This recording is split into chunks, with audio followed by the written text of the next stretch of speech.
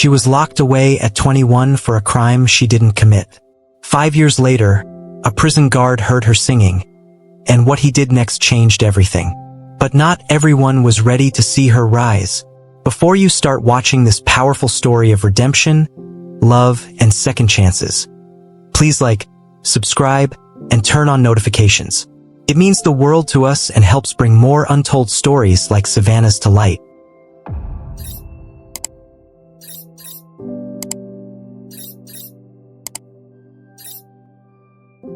Savannah Reed had never heard silence quite like the one inside Holloway Correctional Facility.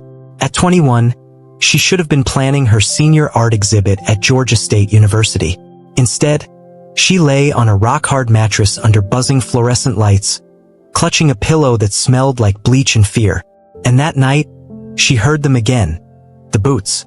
Not the heavy, rushed kind from officers making rounds or responding to a fight. No, these were slower, intentional, deliberate, almost like a performance. She didn't lift her head, didn't need to. She already knew who it was. "You're still awake," came the voice. Savannah kept her back to the bars. Officer Derek Malone. Night shift. Always alone when he came. Always just before the camera blinked off for routine maintenance.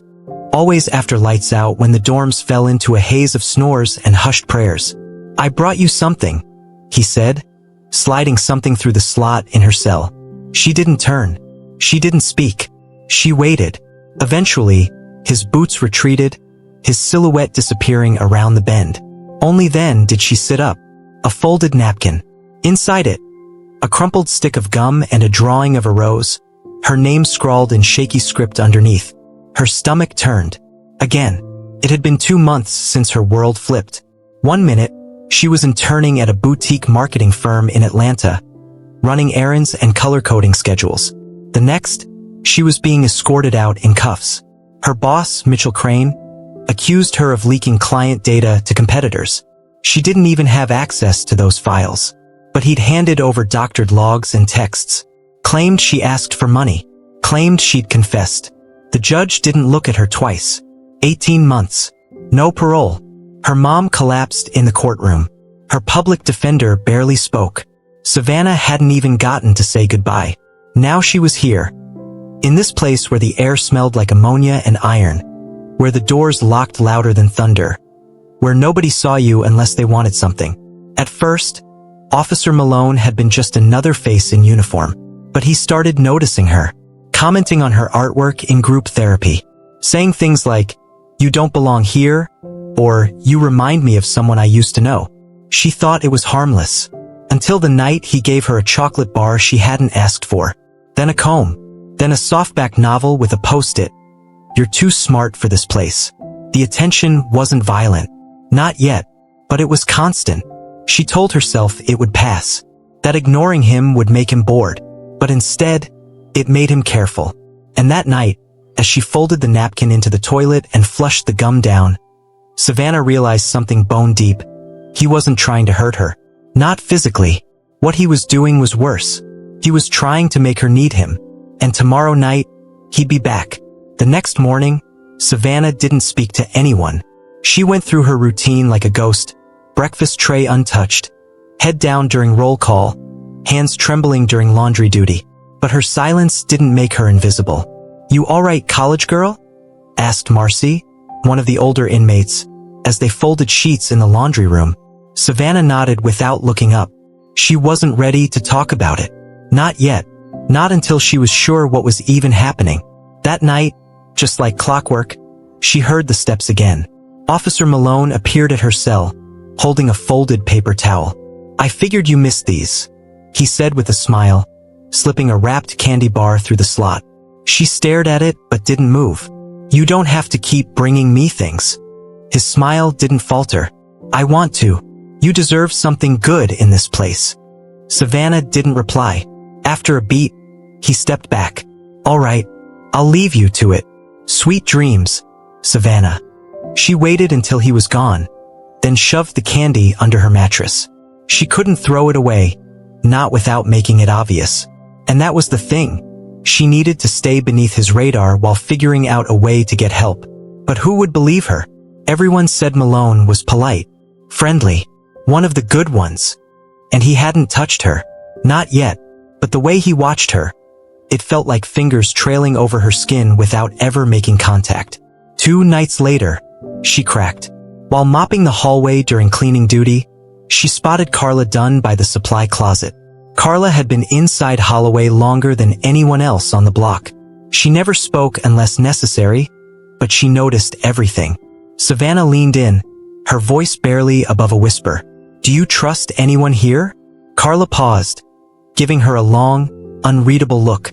Define trust. Someone who's not like them. Like Malone. Carla's expression didn't change, but her eyes sharpened.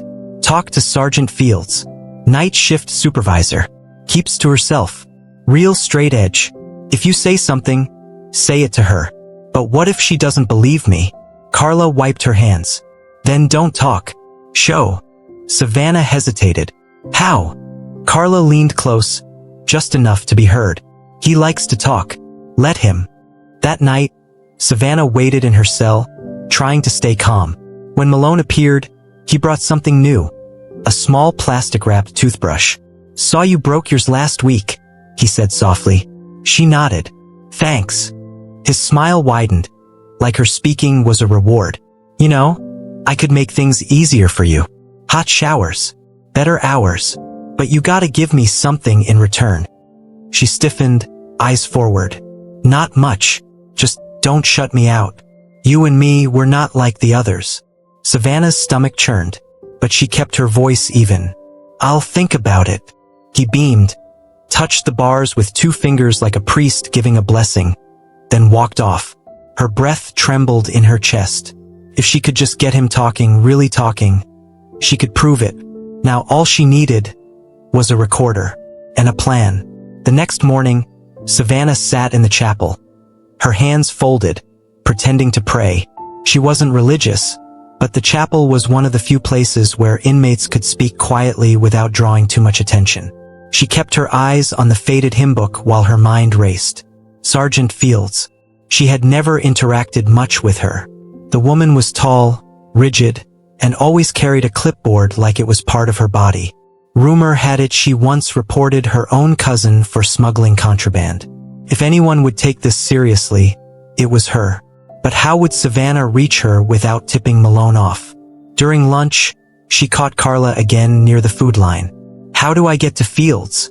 Carla kept her eyes on her tray. "She supervises kitchen rotation twice a week.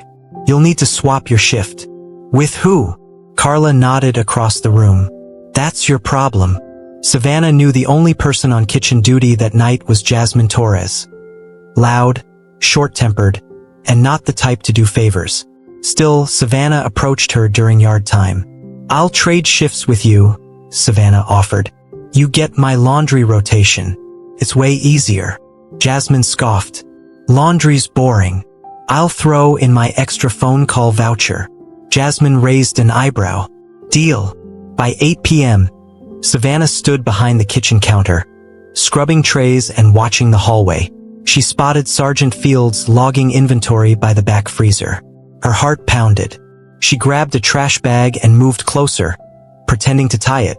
"Ma'am," she whispered. Fields glanced at her. "Problem? I need to talk to you. Privately." Fields narrowed her eyes. "Say what you need." Savannah hesitated, then took the leap. "It's Officer Malone. He's been crossing lines." There was a pause. Then Fields said, "Be specific." "I can't. Not yet. But I can prove it. If I had something to record him." Fields didn't answer right away. Then she stepped forward, keeping her voice low. "Meet me at the linen closet after lights out. 11:45. Don't be late." That night, Savannah's heart threatened to pound out of her chest. She crept out when the dorm was silent, counting every step to the linen closet. When she got there, Fields was already waiting. From her coat pocket, Fields pulled out a tiny digital recorder. "You get his voice saying anything inappropriate, I'll take care of the rest. But this is risky. If you're caught with it." "I understand." Savannah cut in. "I won't be." Fields nodded once and slipped it into Savannah's palm. No mistakes. Back in her cell, Savannah hid the recorder beneath her mattress. Her hands shook. She wasn't sure if she was brave or just desperate.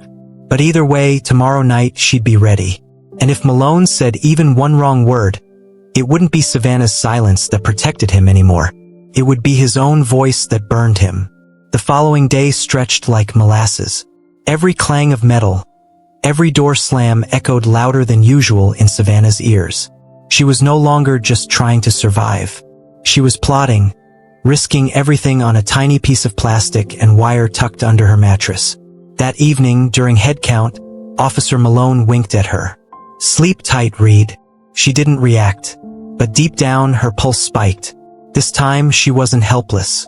She had a plan, and if he played his part, she'd finally have proof. By the time lights dimmed, Savannah had already slipped the recorder into her pillowcase, finger resting on the power button. She knew he'd show up. He always did after head count, when most inmates were already snoring and the security cameras conveniently flickered for maintenance. Right on schedule, his boots clicked into the hallway. Savannah sat up slowly, keeping her posture casual. When Malone appeared at her cell, he looked almost pleased, like a man stepping into his favorite scene. "Evening," he said, his voice soft. "Missed our little chats." "Yeah?" she said, tone flat but not cold. "Guess I'm still adjusting." He smiled, leaning against the bars. "I brought you something." He pulled a small wrapped package from his coat and slid it through the slot. It was her favorite, a butterscotch cookie, probably lifted from the staff lounge. "Thanks," she muttered, taking it with a small nod. "See?" he said. "I listen when you talk. You like these." She let silence hang for a second, then murmured, "Why are you doing this?" He tilted his head. "Because I care. Because you're not like the rest of them. You're softer, smarter. You don't even know me." "I know enough," he said, his voice dropping into that unsettling hush. "I see how they treat you here. You keep to yourself. That's rare. But I see you." Savannah's heart pounded. She gently tapped the pillow's edge, pressing the button. The red light blinked under the fabric. "And what do you want from me?" she asked. Malone chuckled. "Just don't make me feel like I'm doing this alone." She didn't respond. "I could protect you, Savannah. I could get you out of that kitchen duty. Move your cell. You wouldn't have to wait in line for anything. But I need to know I matter to you." His fingers slid through the bars, brushing hers. She fought every urge to yank her hand back. "I'm not asking for much," he whispered. "Just something real. From you to me. That's fair, isn't it?" The recorder caught every word, every breath. Suddenly, his radio crackled to life.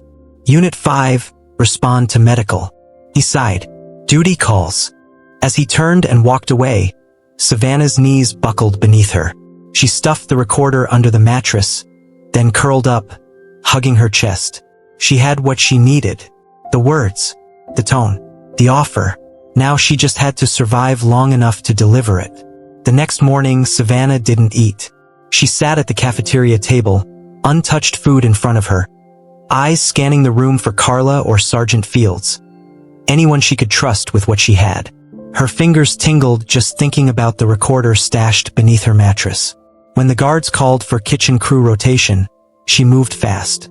Fields was supervising again. Clipboard in hand, same stone-faced calm. Savannah kept her cool until she got close enough. "Linen closet. 5 minutes," she whispered while dropping a tray into the sanitizing sink. Fields didn't nod, didn't flinch, just moved on like nothing was said. 5 minutes later, Savannah slipped into the closet, clutching the recorder tightly in her sweater sleeve. Fields was already inside, arms crossed. "Did you get it?" Savannah nodded and handed it over. Fields didn't hesitate. She pressed play. The closet filled with Malone's voice. Smooth, calculated, sickeningly kind. Just something real. From you to me. When it ended, Fields clicked the recorder off and slid it into her vest. Her eyes hardened. "You're done. Don't talk to him. Don't even look at him. If he comes near you, call for backup. I'll take this straight to Warden Hanley and Internal Affairs. Savannah's throat tightened. What if they don't care? They will, Fields replied. Because now it's not your word against his. Now it's evidence. That night, for the first time in weeks, Malone didn't show up at her cell. No candy. No whispers. No footsteps. Savannah barely slept, nerves dancing all night long. By morning, everything felt off. The guards were unusually quiet. Inmates whispered over breakfast. Carla caught her eye from across the room and gave a subtle nod. At noon, two unfamiliar men in gray suits walked through the gates with Warden Hanley. One of them carried a manila folder. The other wore a badge clipped to his belt. Savannah froze when she saw Officer Malone being pulled from the main corridor. Hands cuffed, jaw clenched, red-faced. She didn't hear what he yelled, but the look in his eyes said enough. It was over. He was gone. Later that evening, Carla slipped onto the bench next to her during rec time. Heard they're pulling his shift records. Found two other girls with the same story, she murmured. You lit the fuse. Savannah stared at the basketball court. I didn't want to start anything. No one ever does, Carla said. But you finished it. The weight she'd been carrying didn't vanish instantly. Her body still flinched at shadows. Her heart still braced for boots in the dark. But she could finally breathe. And the next day, Sergeant Fields handed her a sealed envelope. Transfer request approved, Fields said. You'll finish your sentence at Mason Creek. Better conditions. Art therapy. Closer to your mother. Savannah opened her mouth to respond, but the words didn't come. Instead, she just nodded, because for the first time since she'd stepped into Holloway, it finally felt like she was leaving something behind. Savannah stared out the small, reinforced window of the transport van as it rumbled away from Holloway. Trees blurred past under a gray Georgia sky, but she didn't really see them. Her thoughts were caught somewhere between the cell she left behind and the unfamiliar future waiting at Mason Creek Correctional Center. The drive took 2 hours, mostly in silence. When the van stopped, she was led through intake, new clothes, new number, same cold air. Mason Creek wasn't a paradise, but it was different. Cleaner. The walls weren't stained with decades of anger. The guards weren't overly chatty or too quiet. They just did their jobs. Her new cell was larger, with an actual curtain around the toilet and a desk that didn't wobble. She shared it with a woman named Faith, soft-spoken, in her 30s, and quick to offer space without questions. Savannah was grateful, but comfort didn't equal peace. She still woke up in the middle of the night, heart racing, certain she'd hear boots. Her mind still replayed Malone's voice, twisting even the silence into something dangerous. After 3 days, she was called into a small room near the library. There sat a woman with a welcoming smile and a badge clipped to her sweater. Savannah Reed? The woman said. I'm Dr. Lynn Hayes. I run art therapy here. I saw your intake file. You used to be an art student, right? Savannah nodded. Well, we could use your help. Want to join our Thursday group? It's voluntary. No pressure. Savannah hesitated. She hadn't drawn anything in months. She wasn't sure if she even remembered how, but something inside her whispered, try. So on Thursday, she sat in a circle with 6 other women, a pencil in her hand and a sketch pad on her knees. She didn't speak much, but when the pencil moved, it felt like a breath she hadn't taken in forever. She sketched broken clocks and tangled vines, a bird with clipped wings, eyes behind bars, and then, without planning to, she drew a man's hand sliding through steel bars. She slammed the sketchbook shut, fingers trembling. Dr. Hayes didn't push her. She just handed her a cup of chamomile tea and said, when you're ready, that story will find its way out. Savannah didn't sleep well that night, but for the first time, she dreamed of something different. Painting.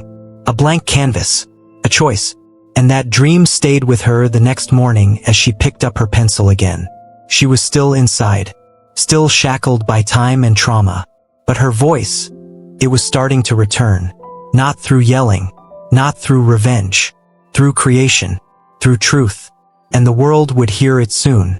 Word traveled fast. faster than Savannah expected. 2 weeks after her transfer to Mason Creek, whispers began floating through the yard and common areas. They weren't just about Officer Malone. They were about her. "That's the girl who got the guard fired," someone murmured behind her near the vending machine. "She recorded him. Real brave. She's the reason Holloway's under investigation." Savannah kept her head down, but inside, she burned with anxiety. She never asked for attention, especially not the kind that painted her as a symbol. That afternoon, Dr. Hayes pulled her aside after art therapy. "I thought you might want to see this," she said, holding out a folded newspaper.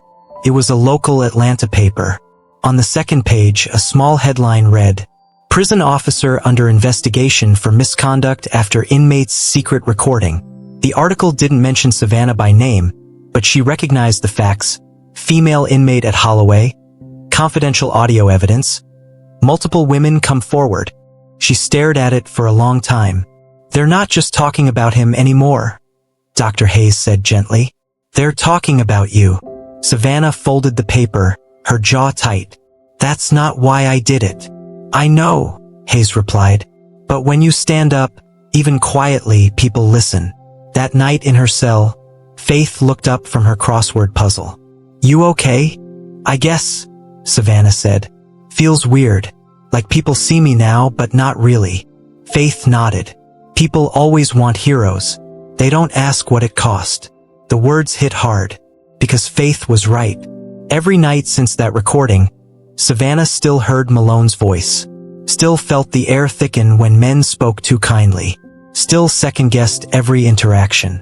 The world might call her brave, but inside, she was still repairing what had been broken. The next day, during therapy, Savannah brought in a new piece. It was a portrait, not realistic but abstract. A woman made of shattered mirror pieces, her eyes staring out from all directions.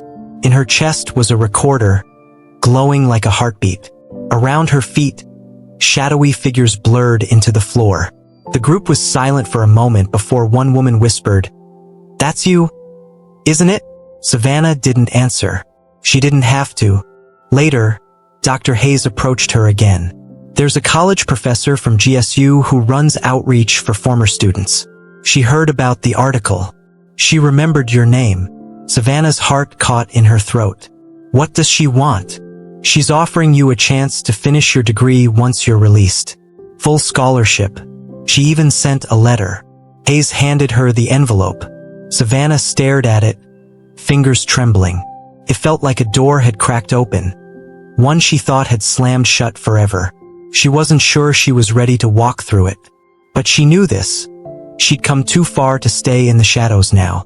Savannah sat on the edge of her bunk, clutching the envelope long after the guards made their rounds. Faith had fallen asleep, breathing steadily on the top bunk. But Savannah couldn't close her eyes, not with that letter burning in her hands. She finally opened it. "Dear Savannah, your name came across my desk through a colleague who forwarded an article from the Atlanta Sentinel.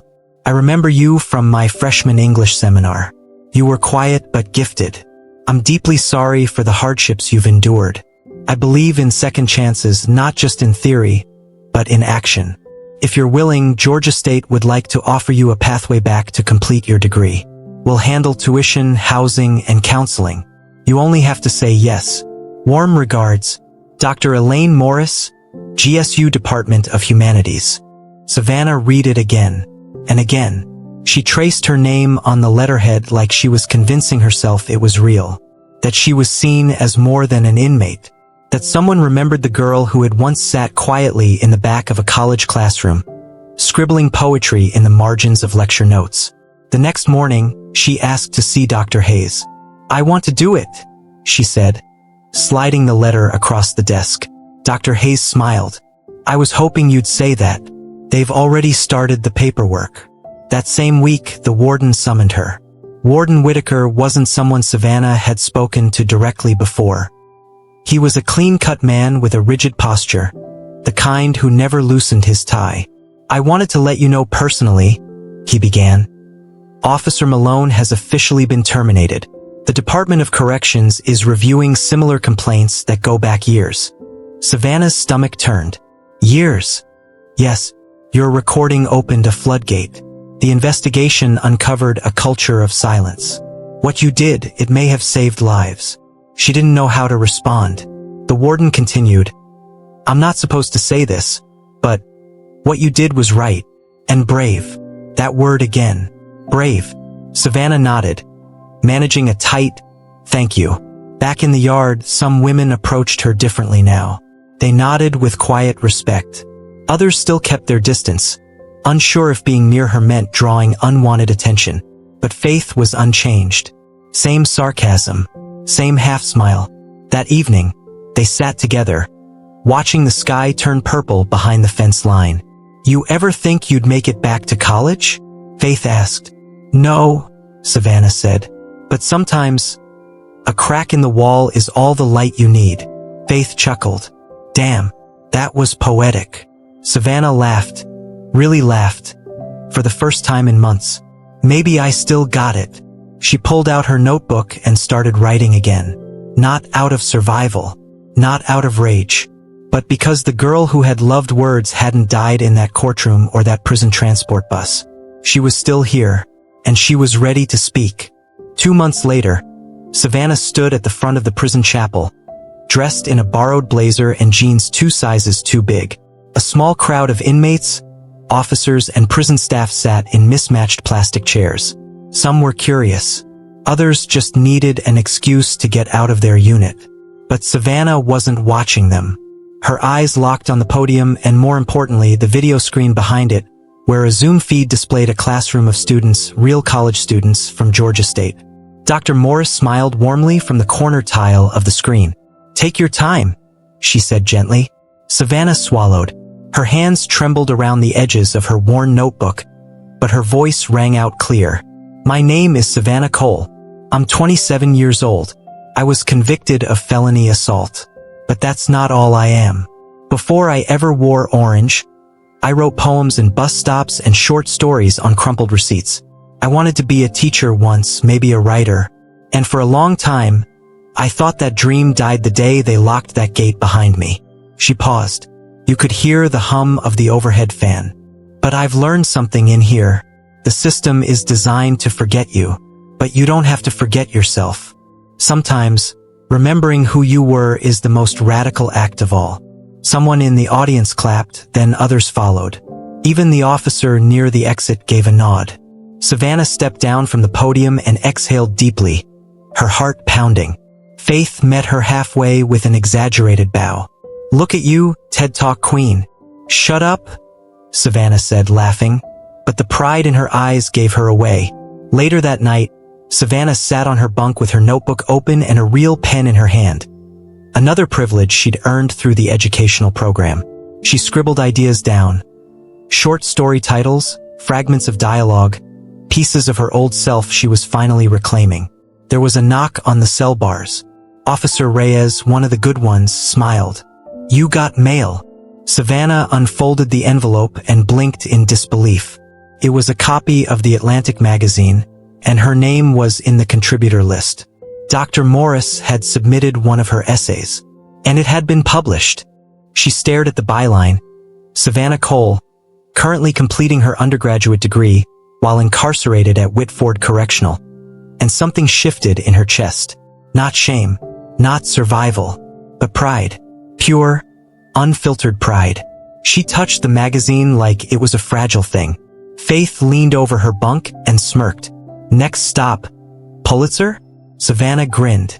Nah, first stop is parole. Then maybe the New York Times. They laughed in the quiet, their voices echoing into the night. The girl who once sat in a courtroom with no hope now sat under flickering fluorescent lights, dreaming big again. And this time, she was no longer dreaming alone. The morning of her release, Savannah woke up before the lights came on.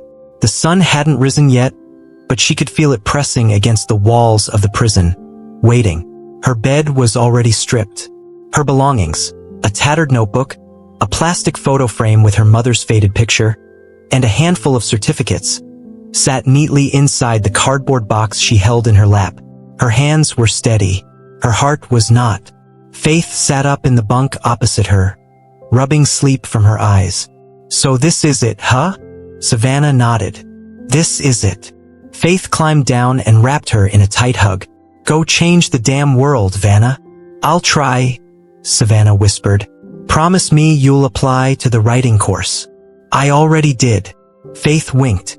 "We're not done yet." Savannah smiled, holding back the emotions swelling in her chest. Part of her didn't want to leave Faith behind, but she knew she had to go. Not just for herself, but to prove that it was possible. At 7:04 a.m., the heavy gates clanked open. Savannah walked through them in second-hand jeans and a white t-shirt, the box in her arms and the sun lighting her face for the first time in 5 years without a fence between them. Car waited in the lot. Dr. Morris stepped out from the driver's side, holding a coffee cup and a huge grin. "You're early." "I couldn't sleep," Savannah said, tears already rising.